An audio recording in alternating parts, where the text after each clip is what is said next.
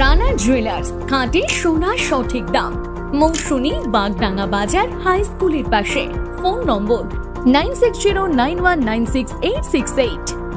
আর jewellers, রূপ থাকলে ধরে দেয়, না থাকলে গড়ে দেয়।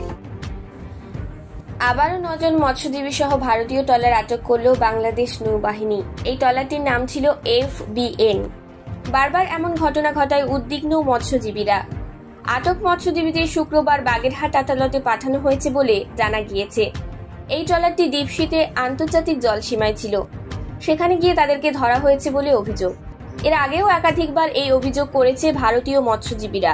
এর আগে 17ই অক্টোবর একটি ভারতীয় ট্রলারকে আটক করেছিল তারা। তার আগে জুলাই মাসে 2টি, আগস্ট মাসেও একটি ট্রলারকে আটক করা হয়।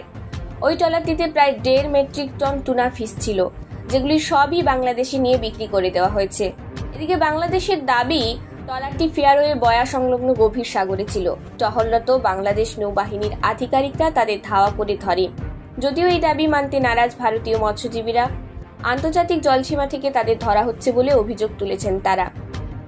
এবছর এই ঘটনা বেড়েছে, ফলে মৎস্যজীবীরা আরও সতর্ক থাকার প্রয়োজন রয়েছে বলে মনে করছে মৎস্যজীবী সংগঠনগুলি। এই ঘটনায় প্রতিকারের দাবি তুলেছেন তারা। আগে আটকে পড়া মৎস্যজীবীদের ফিরিয়ে আনার দাবিও তোলা রয়েছে। কলকাতা থেকে প্রান্তিক বাংলা নিউজ টিম।